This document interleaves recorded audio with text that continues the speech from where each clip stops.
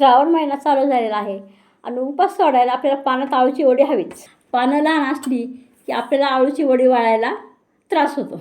आपल्या बागेतलीच लहान लहान पानं घेतलेली आहेत मी पानं न वाळता सोप्या पद्धतीने आळूची वडी करणार आहे.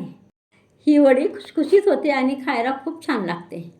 हे मी पानं चिरून घेतलेले आहेत.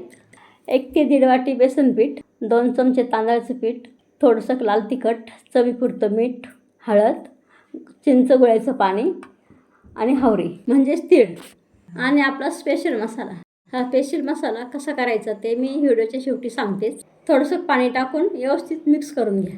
ताटाला तेल लावून व्यवस्थित पसरून घ्या आणि वरती तीळ टाका. 10 ते 15 मिनटं वाफेवर शिजून घेऊ. स्पेशल मसाल्यासाठी 2 चमचे धणे, 2 चमचे जिरे, 1 चमचा बडीशेप भाजून घेऊन बारीक केले आणि त्यामध्ये 2 चमचे गरम मसाला टाकलेला.